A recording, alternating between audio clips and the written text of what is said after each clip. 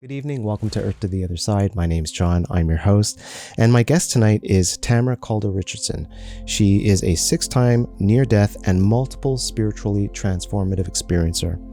Tamara is also known for being a evidential medium, aka the Southern Belle. She's got her own YouTube channel where she hosts a show called Seeking Heaven, the Near-Death Experience, and Other Phenomena.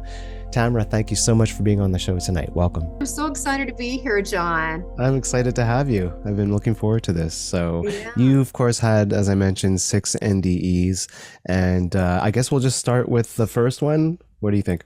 Well, the first one is might not have been considering a first one years ago, but now that I know that it is, but it was a prenatal, and I remember my mother having me when as a baby, and she, without going into the story because she's still living and to be kind and so forth, but she didn't quite carry me through. And I was in spirit watching it all in the bathroom of my grandparents' home, which she was living at.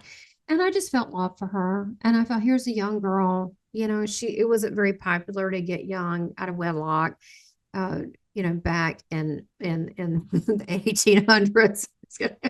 No, it was not a good thing to do that. So she was very nervous, so she wanted to get rid of it. So at this point, my grandparents didn't know, but I saw all of that.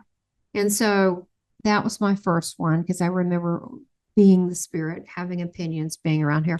Then when I was 3, that's when I was playing, and I was at an antebellum house, like Gone with the Wind, with my cousin. She was small too, and we were playing hide and go seek. And I go upstairs to hide, and it's strange because even before the NDE, I felt spirits in the room. So I've had lots of things going on with my head with my NDEs, which I'll get to, but lots of head issues. And so I run upstairs, and I was going to hide in the bathroom, and I look, and I kind of sensed a spirit person in the shower. That was a little creepy. But I didn't know what that was then. Didn't know. And I come back out, and I'm trying to look for a place, but I don't like hiding in closets. And I still don't. And I don't like, I didn't know where, and she's getting closer to coming upstairs and finding me. And so I'm jumping and jumping and squealing like a kid. And there was a nail underneath the dresser, nailed. I don't know why. It was a decent place. It just had a nail underneath there, nailed. And it went through, when I jumped, pierced through the nail head in on my skull. And I touched my hand with this left hand, I remember. And I thought it was water. And then it was blood. And it was like a pause for a minute. And then it started coming out. And then I just fell back. And then from being unconscious, I saw the scene of what was going on. And she came up, she screamed, then the adults came up.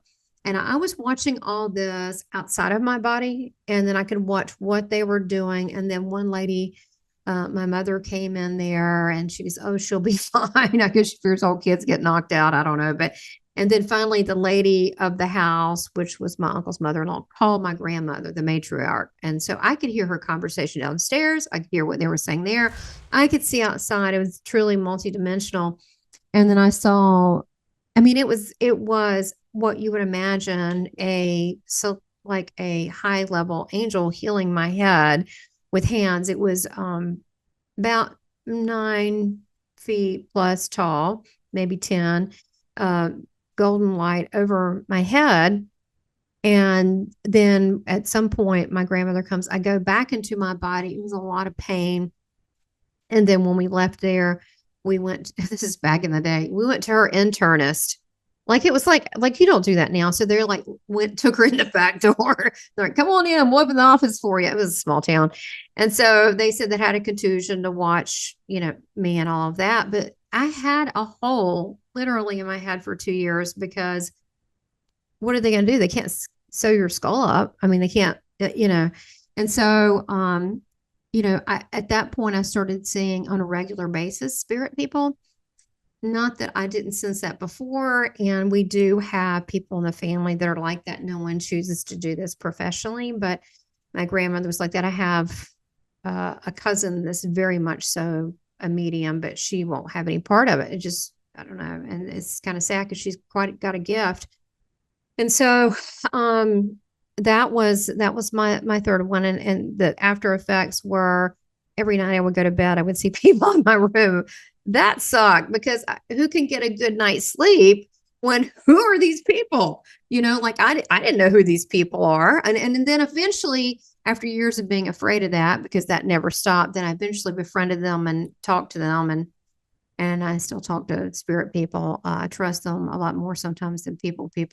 And so then my fourth one, I well, it was a car accident, sort of an accident. My mom had me out of a wedlock. They did a shotgun wedding, didn't work out.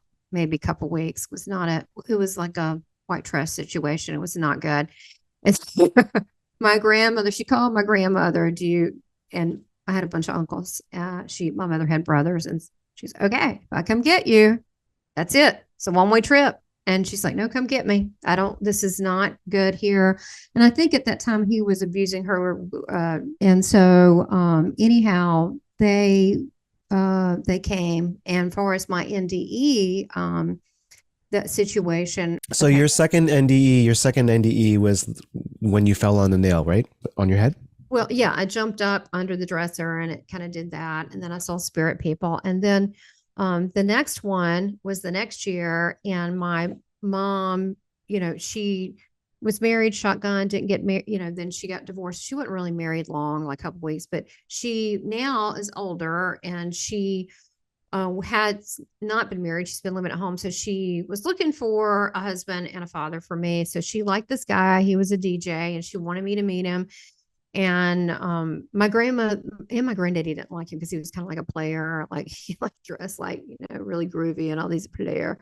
And so, but that was the hottest thing going on in Hickory, North Carolina. She just had to have this man, so she wanted me to meet him, and it was a very icy, snowy day. And so he went and picked us up. We went out to eat pizza, went and had ice cream, which I thought was strange, and then we went to his radio station and he let me look through a few albums while they were talking in the room. Well, they got into an argument and he goes, we've got to go. About an hour or so later, so we got to go. So we get in the car. He's mad.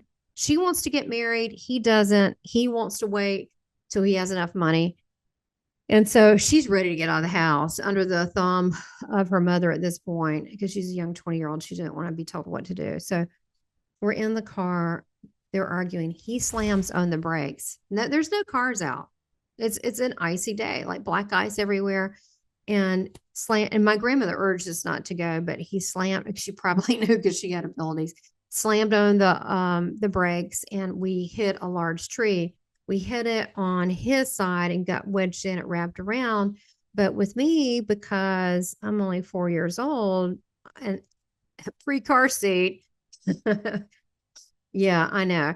It was an old gold, like a Pontiac Nova. It was bucket seats. And so I hit, I, went through the windshield. And at the moment of impact, I didn't feel any pain. So when people always ask me, even as a medium, do people have pain? From my experience, the moment that happens, they don't. They pop out.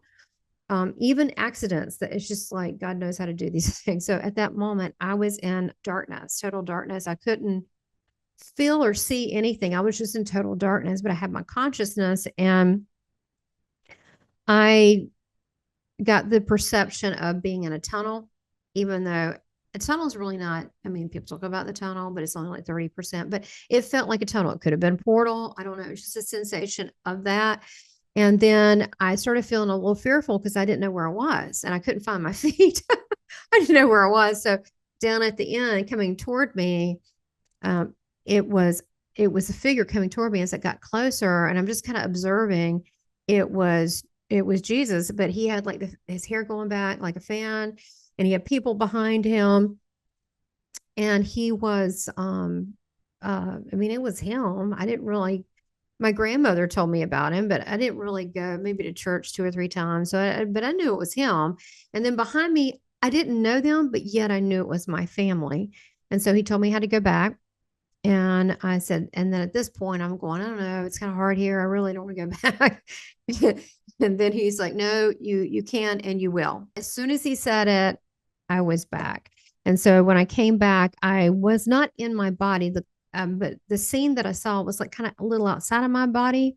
So I was disoriented, but I'm seeing some people, so two guys removing the wrapped around tire, and the car door was kind of wedged through, pulling it out. They had chains and all that.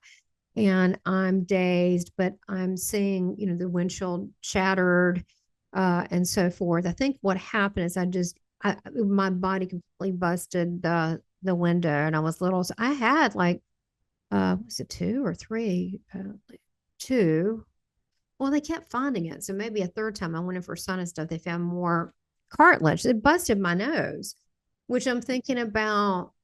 I mean, I should look a lot worse than this. I should be messed up or something. I mean, thank God, thank you, God, because that's amazing, right?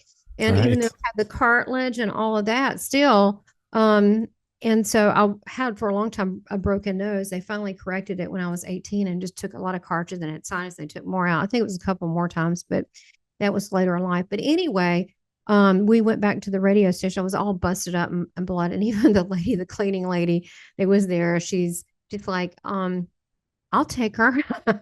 They wouldn't take me to the hospital. So they she was afraid to go home. So from that point on, we went back to his place in a little tiny yucky trailer. And so that's a whole nother story. So she ends up marrying him. So the next year, I had three in a row. So the next year, this is a rough 3 years. Let me ask you a question quickly. Yeah. At what point during that near death experience did you realize that you were dead? I Did you have a think, realization, or did you just kind of know right from the you start after the know, accident? it's really interesting because I wouldn't use that term. I would just I think that when I was in um the tunnel, uh I didn't go, I'm dead. That's why some ghosts don't know they're dead. I just thought this is unusual.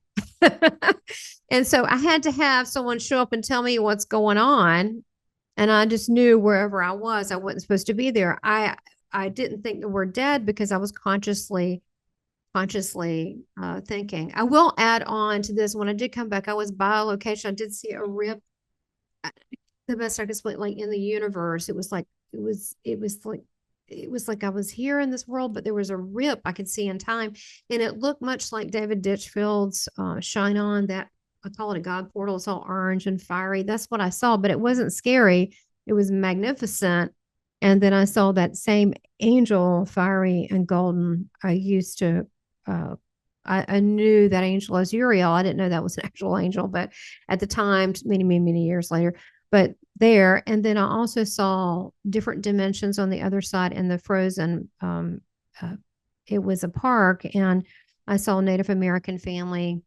It was cooking food and had the baby. And then I saw someone from, I don't know, they look like Gibson girl outfits with the little cornpipe hats. What would that be? 1890s. They were walking through.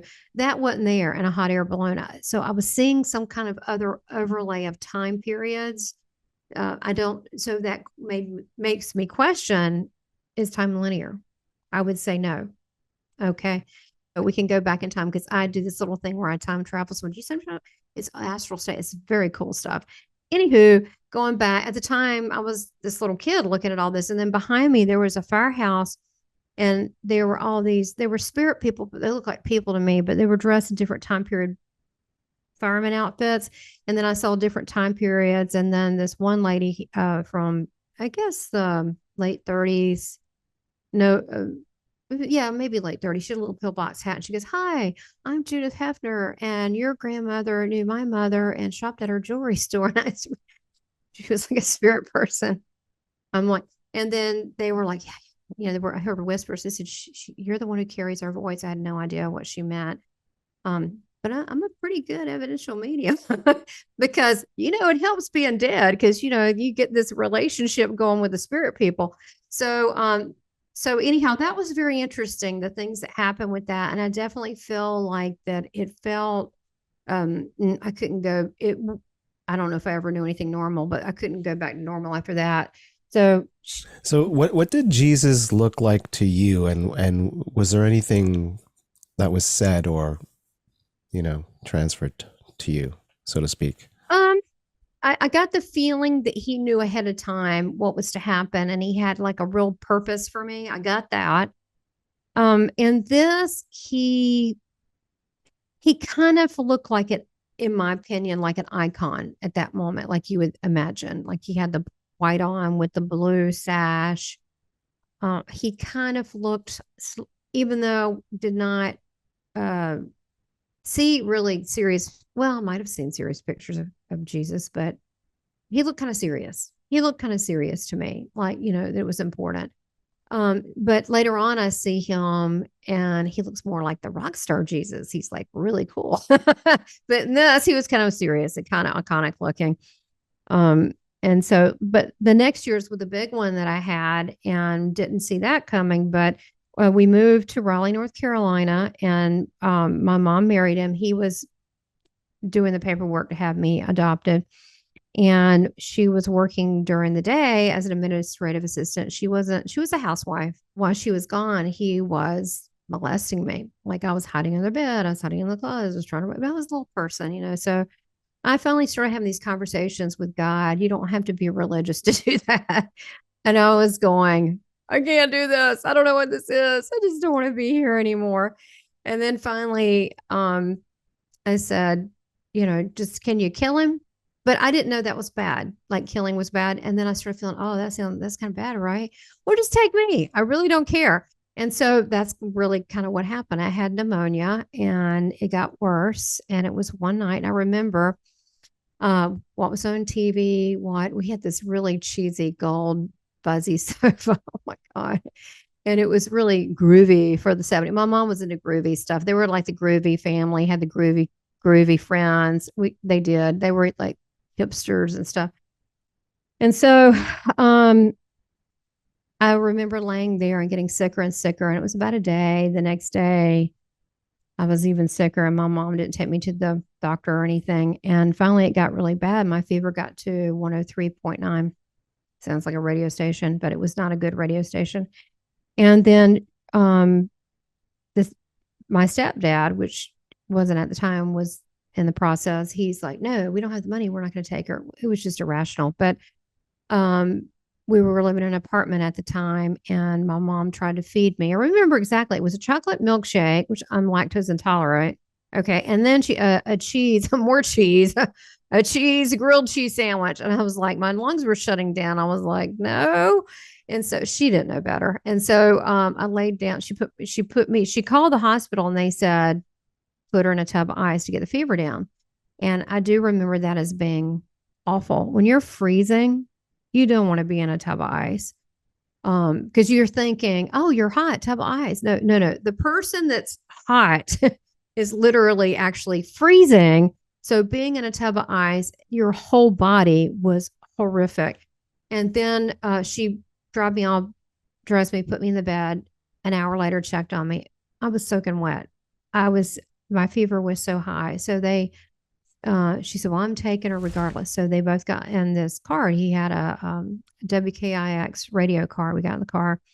And at the time, it was with the head curfew. It just happened that Dr. Martin Luther King got assassinated. So you weren't supposed to leave. I mean, you could be fine. It was National Guard. You weren't supposed to do that. So we got in the car, and on the way, about 15 minutes before to the hospital, I just collapsed and died. My breathing was getting more shallow, but I was above the car about 100, 200 feet or so. I was just above the car, hovering, following it for the most part, and looking at the fires and the riots. And I was looking at the fires and very observing. I had no emotion. I was just observing, and it was an odd feeling. I was detached a little bit and somewhat interested, but not a lot.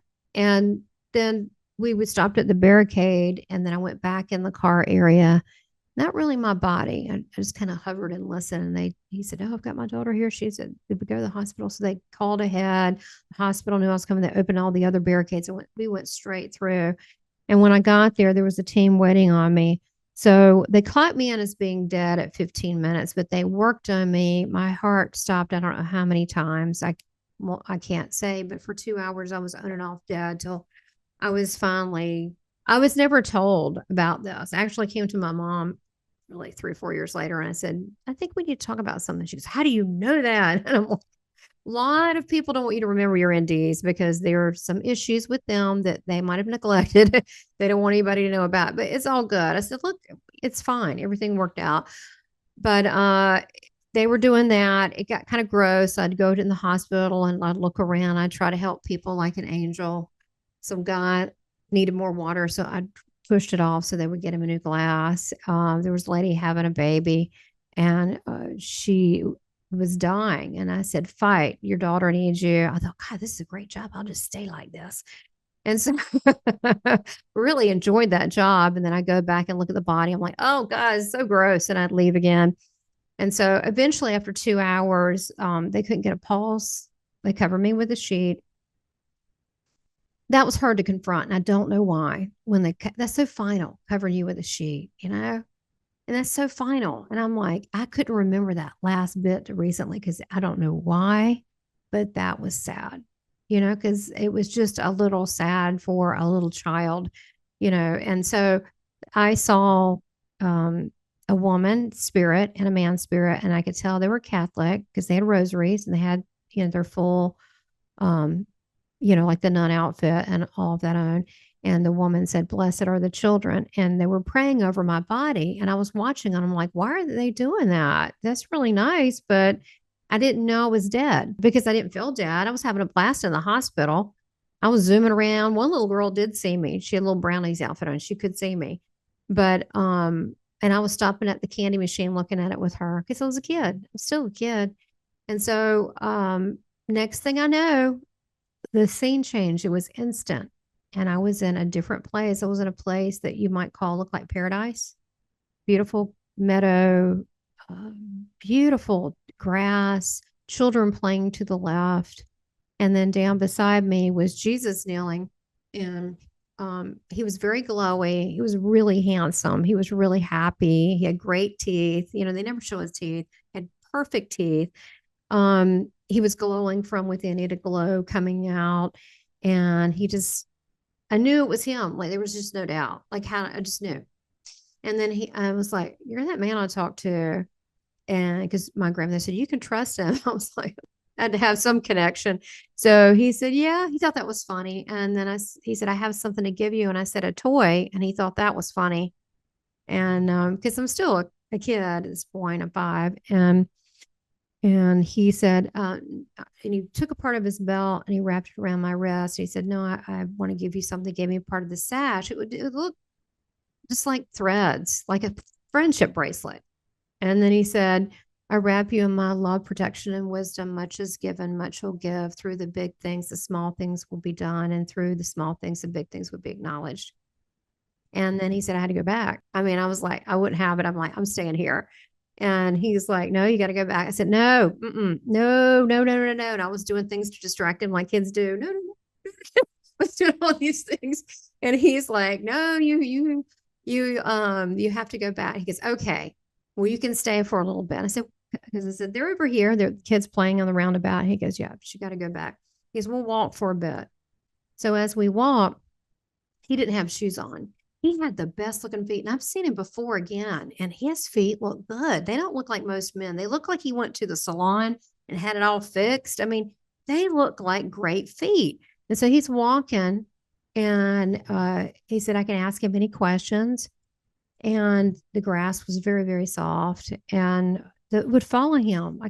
I was just taking it in, but I had a body, but it was etheric body, but it was not obviously made out of flesh, but it was a body of sorts. It was a body. And it was a body of what I kind of left off at and that I understood. And I saw the flowers and the clouds following him, the leaves on the tree. And I knew right away he must be important because they were all kind of following him. And then he said, you can ask me questions. So we went in front of this big tree and he sat on the rock and I kind of knelt beside of him. And he said, this tree is very wise. We don't eat from it. And, I was thinking, I wasn't going to eat that. I'm just trying to figure out what this is and where I am. But he said that the tree kind of looked like a cherry blossom with little red grapes. It was pretty, but then it had little red grapes on it. not big like a big grape, but a little smaller. And he said I could ask him anything. And I asked him kind of stupid questions like a kid would ask, like, like how's energy made? Like just dumb. How's that work? I ask him like dumb stuff like kids would. How can you go really fast? I just asked him things like that. Okay. Cause I mean, I'm 5, I'm not going to ask him like, tell me the law of physics. I mean, I'm still playing with Barbies. I didn't have any big ones. And then, so he said, then he started explaining things and he said, let me tell you how it works here. And he said, we're here. When you think it, it happens immediately. He said, this is how it works here. And he says, where you're from. And he said, where you came from, because it's the same thing, but it takes longer. So you got to really make sure that you're mindful of your thoughts because it takes a while to manifest, but here it's instant. And I said, well, what do you mean? He goes, well, anything you want to do, any place you want to go, you just think it and you go there. And I was like, oh, that is so cool. I said, I want to try it. And he said, okay. And so I thought of us being a little boat and the water. It was really pretty. And we were. He was on one end, I was on the other. We're in a little boat, like imagine a little rowboat. And these little fish came up to him and he picked one up and he said, talk to it or whatever. He said, that's how we fish.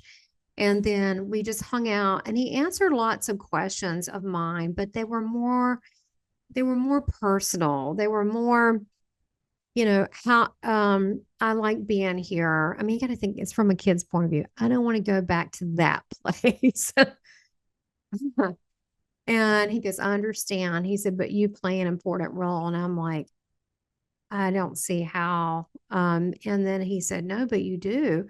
And so then we're out of the boat and he said, I want to show you something.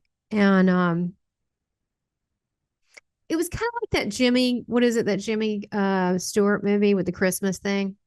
What was that? A Beautiful Life or We're at the end, he's thanking everybody in the house and all that stuff. and he's got the little like spirit ghost or whatever that's showing him this could happen or that could happen, and some of them were positive. Okay, so he's showing me like while we're there, but showing me my mom sobbing, and she's like very upset, and so no wonder she was upset. And then I asked her to talk to her about this because they never brought it up because I was dead for a while. No wonder they didn't want to bring that up.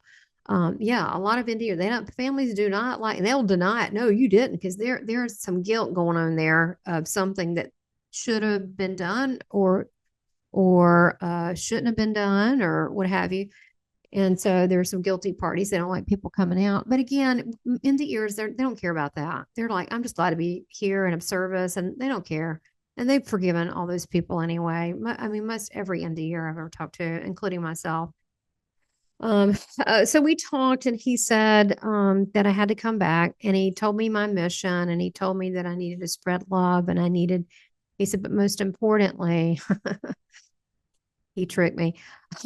He said, you need to show your mother love because you know more about love than she does. You have more love for her and you than she does for herself. And I said, I don't know how to do that. And she goes, well, it's no right or wrong way. He said, that's something I know a little about. That's funny. He's like very funny.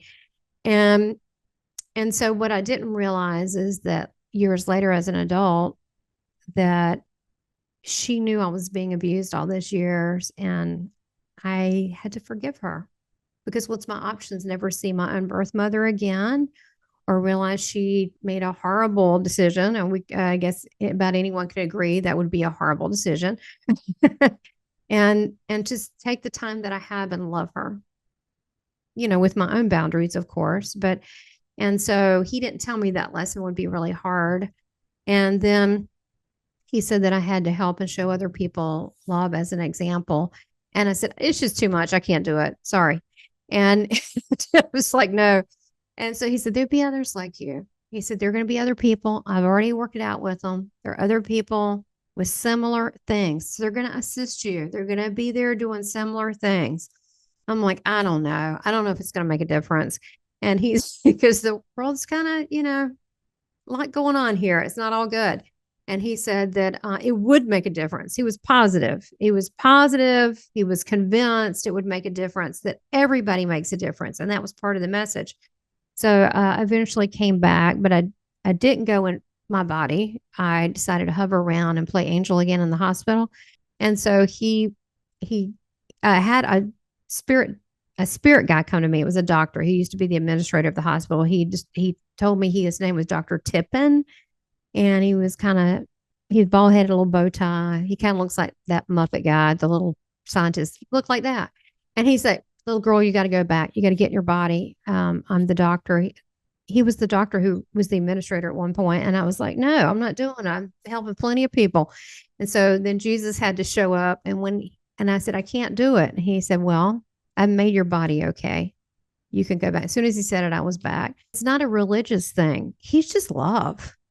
But yeah, that was really significant to me because um I was spirit, but it felt free. It felt great.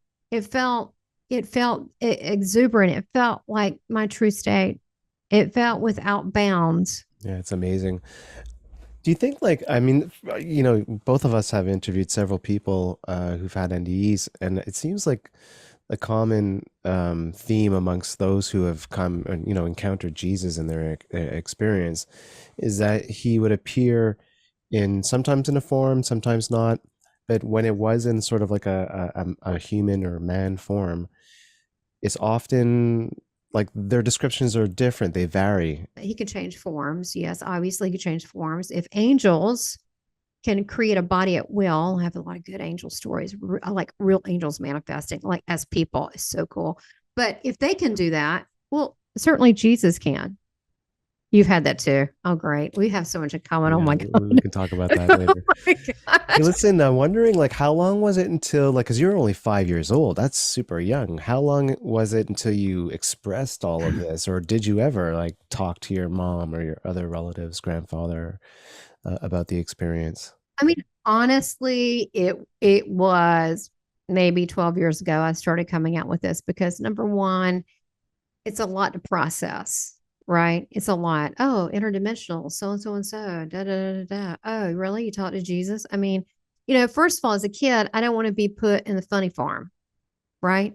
Because I know society, their first reaction is usually not a good one, and they go into fear and they freak out and they do stupid stuff. So I thought I just will take that off the table. So I tried to blend in, and I did it through fashions and humor, and it seemed to work. But because I didn't want anyone to know, and I even tried to hide my. I always had knowingness. I knew who was going to get pregnant. I knew who the phone was going to ring. I knew certain things. I even told my mom when my stepdad was cheating on her one of the times, the exact directions 25 miles away when I was 14, which I didn't even drive. Exactly where to turn here, turn there, turn this road, turn that road, turn that road, and we went exactly with no wrong turns to the place. And oh, that's a coincidence. I'm like, gee, I don't know how that happened. So after that, at 10, I was on a family vacation. My sister, let's see, I guess she was a couple years old because she was in the kiddie pool.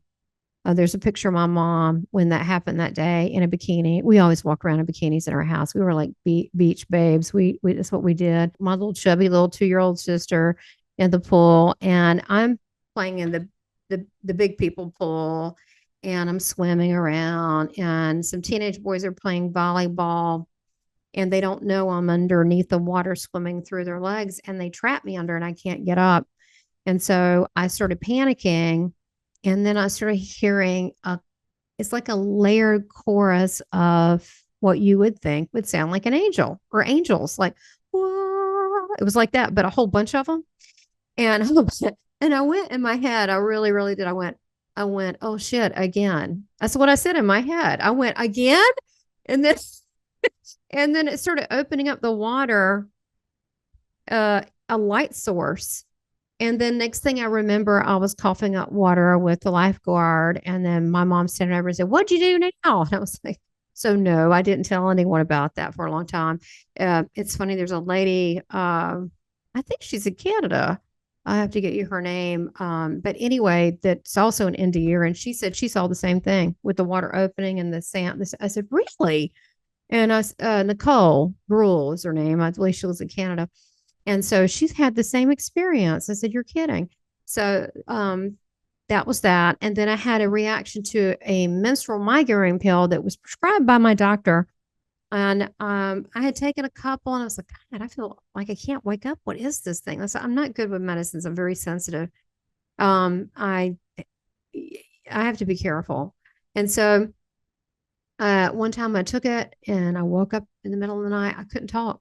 I couldn't even wake up my husband. I couldn't talk. I don't know why my motor skills weren't working. And I kind of sat up like Frankenstein and I knew something was wrong. And I went to the living room, turning the TV, thinking if I followed the trail of the thought of whatever zone, I would be okay, consciousness. But that didn't happen. I sat down and I started hearing that white noise. Was it good? And it was not a noise machine, it was real white noise. And then I became very fearful and I knew what happens after that. You don't care at all. So I didn't care and I didn't know I was male and female. I didn't know I was human. I was like, this is not going well. And then I started seeing my living room, all the furniture break down into little teeny lines. It looked like nowadays, you're what, I don't know how many years later that is, 25 years later, but they did that movie, The Matrix. That's kind of what it looks like. Lines, like The Matrix.